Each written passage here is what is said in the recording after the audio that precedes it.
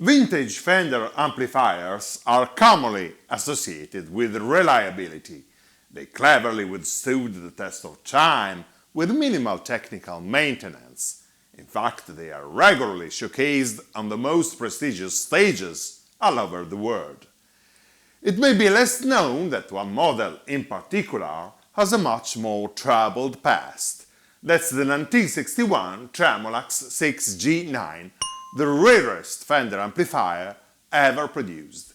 I will try to reconstruct its amazing history with abundance of detailed information.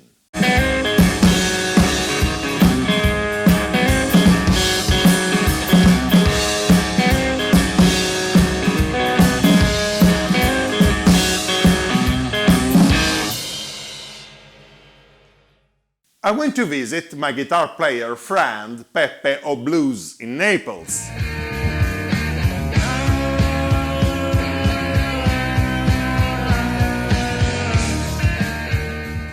He kept this small Fender piggyback amplifier in his living room, an awesome vintage original Tremolax from 1961. I asked if I could give it a try, and remained absolutely astonished at its sweet tone. I offered to buy it, but Peppe firmly refused.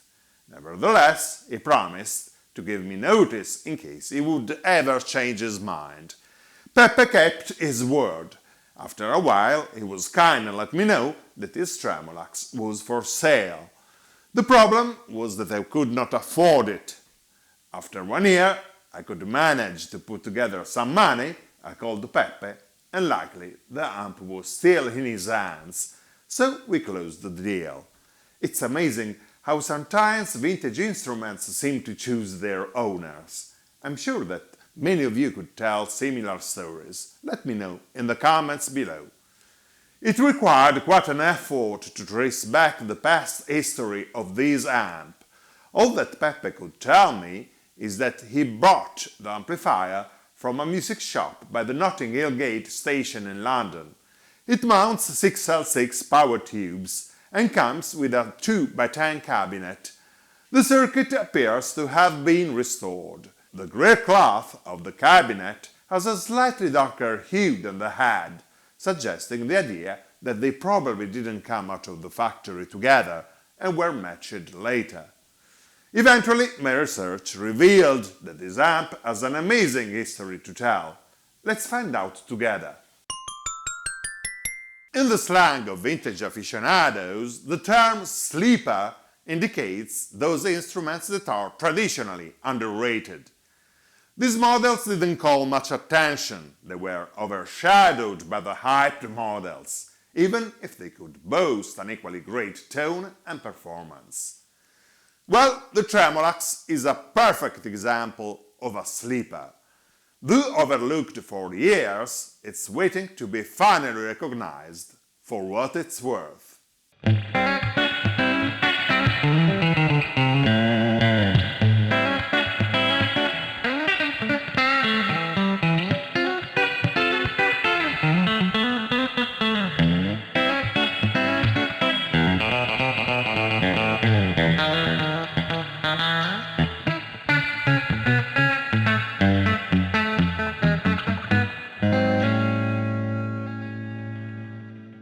I'm always happy whenever my friend Diego Geraci has a show in my town and comes to visit.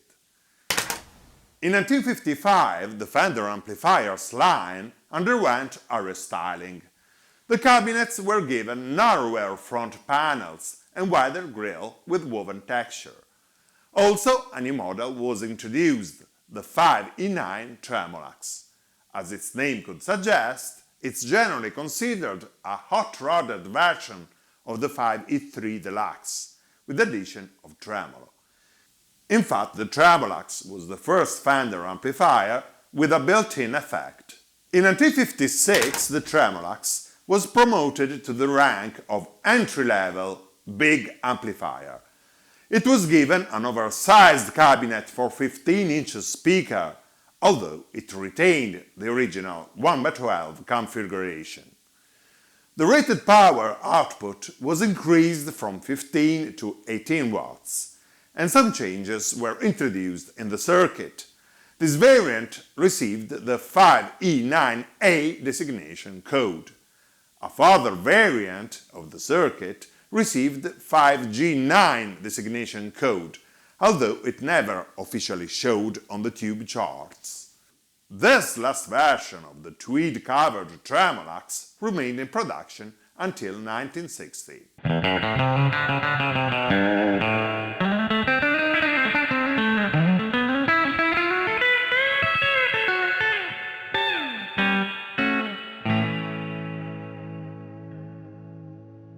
The new decade demanded another restyling of the Fender products to keep up with the wind of modernity and renovation brought by the 1960s. Fender amplifiers came in a whole new design with front-mounted control panel, in user-friendly angled position, a setup that would define the modern guitar amplifier to this day. The luggage tweed covering, subject to quick deterioration, gave way to the durable and roadworthy vinyl Tolex covering. Brown was the color of choice for both covering and panel, leading to the nickname of Brown amps. In 1961, 5 models were given a distinctive look. They received the blonde Tolex covering and white knobs, suggesting the elite status of high-end professional amplifiers. These models were the twin combo, and 3 models converted to the new two-piece piggyback configuration: the Bassman, the Bandmaster, and the Tremolax. These 3 redesigned models were joined by the new Showman at the top of the line. Blonde Tolex look and piggyback configuration confirmed the Tremolax to its role of entry-level big amplifier, even if it was less than half the price of the Showman. Oddly enough, the Concert and the Vibrasonic, which would have rightly deserved the status of top-shelf amplifiers, were left with standard brown Tolex covering. The core of the amplifiers also underwent a thorough revision with the notable introduction of dual-channel design. The designation codes of the new circuits started with a 6, indicating the decade of the 1960s. The Tremolax kept the number 9 as model designation, and its new circuit was hence labeled 6G9. For this circuit, Fender decided to experiment a different solution. Instead of 2 6v6 power tubes, well tested in the 50s circuits, the 6G9 adopted 2 6BQ5 power tubes, the American equivalent of the better-known EL84s, used in British Vox amplifiers. The 6G9 circuit of the Tremolax had about 25 watts of output power. It could deliver all the expected brilliance, so the presence control seen on other models were considered unnecessary. The 1961 Vibralax had a very similar architecture and featured identical control panel. The cabinets, built in 1961 for the 4 piggyback models in blonde Tolex, had a particular structure. The speakers were bolted into a metal ring adapter, known as tone ring. The matching cabinet for the 6G9 Tremolax head originally came with a single 10-inch speaker mounted into a 12-inch tone ring. In a tone ring cabinet, the speaker is basically fixed in suspension between 2 baffle boards. This allows more directional sound projection, more compressed tone, and stronger bass response. Notably, a 12-inch cone could fit directly in place of the tone ring, which was frequently done. The 6G9 had an ill fate due to a circuit design flaw. The 6BQ5 or EL84 power tubes were deliberately installed in a traditional Fender circuit intended for 6L6 power tubes. The EL84s were operated far in excess of their rated tolerance, under fixed bias. The voltage was way too high for these tubes, which resulted in a major failure. The power transformer caught fire. These 40 Tremolax amps were produced for about 3 months, from late April through July 1961.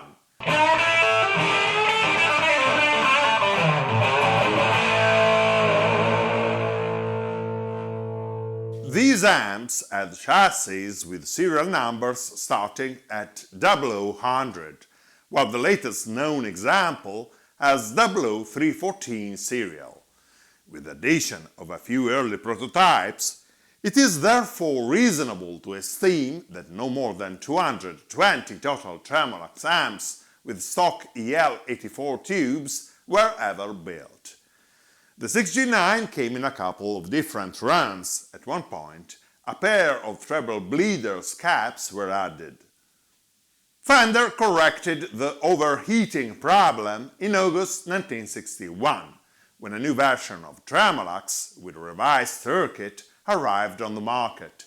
It mounted the dependable 6L6 power tubes, which raised the output power to 35 watts. This variant carried a regular tube chart with 6G9A designation code. But the blonde Tremolax had another problem, which got even worse with the increased power of the new circuit. The single 10" speaker was too weak to handle the power and was subject to blow. Also, the output transformer used in the EL84 version tended to overheat with a higher wattage in the circuit with 6L6 tubes. This, in January 1962, led to a new version of the Tremolax, the 6G9B, finally honoring the reputation of reliability of the Fender brand. The 6G9B adopted the newly designed cabinets with 2x10 speaker configuration. The speakers are now regularly fixed to a single baffle, without tone ring. The output transformer, operating at 8 ohms, was changed to a 4 ohms model to match the impedance of the dual 8 ohm speakers, wired in parallel.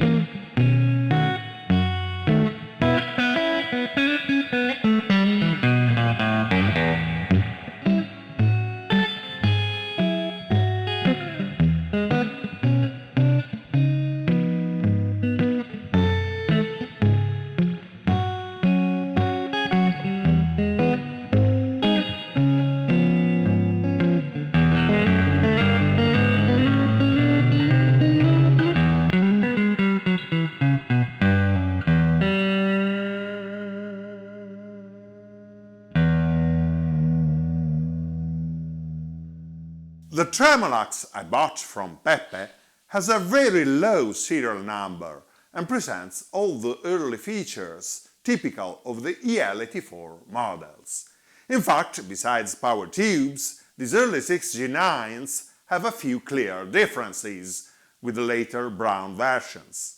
Most notably, the EL84 models had a standby switch, which was dropped on the 6G9A and B models. On the front panel of the rear EL84 version, we have the bright channel on the left and the normal channel on the right. On later versions, it's the opposite, as it became a standard. The input jack sockets of the 6G9 panels have no indication, while on later panels they appear numbered.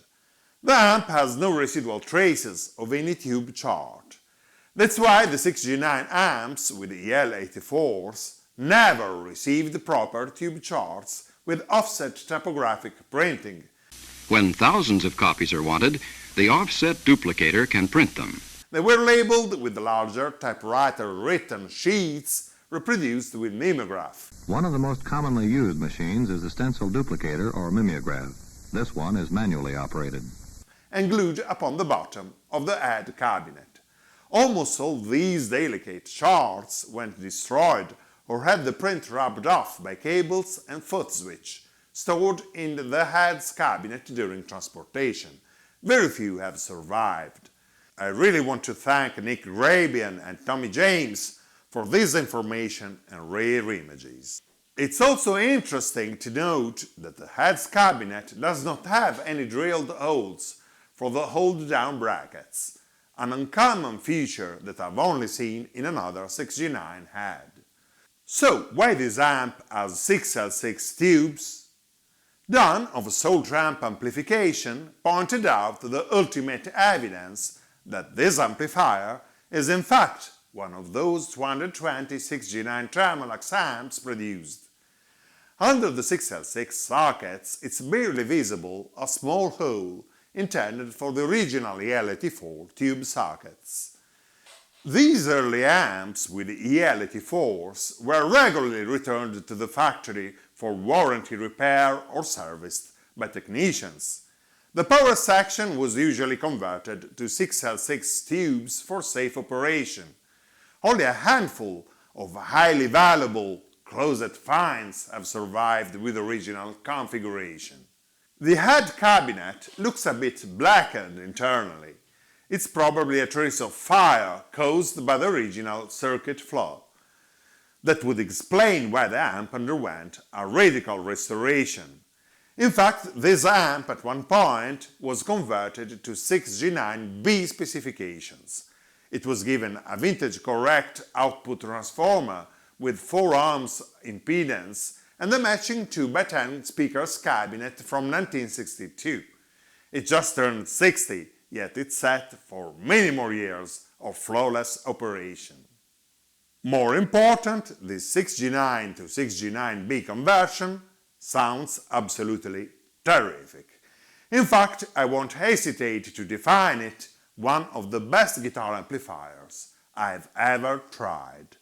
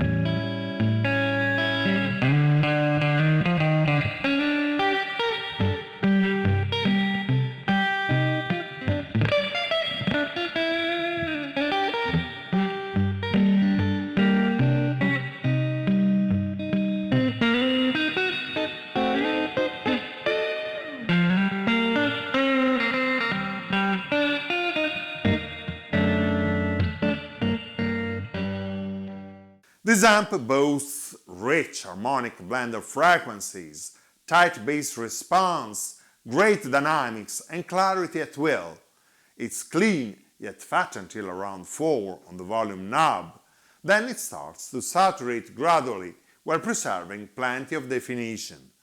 The original potentiometers allow smooth volume controls and highly responsive equalization. You could play it without pedals, maybe only a little reverb, and get fully usable, versatile tone. The tremolo effect deserves a special mention. It's one of the best tremolo effects I've ever tried. It has deep pulse with very smooth drop.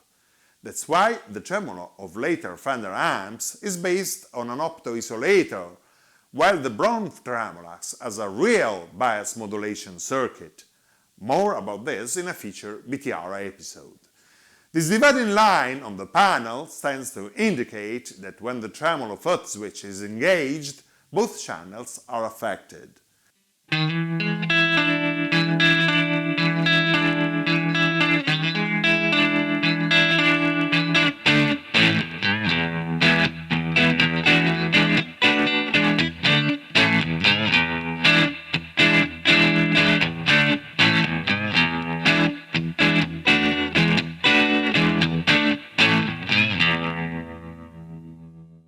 In 1963, Fender progressively switched to wheat-colored greer cloth and smoother texture covering. In 1964, the Tremolux went through the usual transition to black panel cosmetics and circuit. The Vibrolux was virtually identical, plus it came in handy combo format and featured reverb. The Tremolux was discontinued in the summer of 1966 for redundancy. The piggyback Tremolux probably paid for its awkward position of smallest member of the large amp line, or for the lack of reverb, or maybe at the time it was penalized by the lack of strong testimonials. Yet it might be for many players the ultimate medium-size amplifier. This particular 6G9 is the important witness of a little-known piece of the Fender vintage amplifier's history. Even if it didn't make it through time unmodified, it's still one of only a couple hundred produced. It will remain as a resident amplifier of the BTR channel. Don't forget to subscribe and click the bell to keep in touch. Feel free to join the Facebook group Bob Stone Review and visit our Instagram profile. Your feedback and comments are the only fuel to keep the BTR channel going.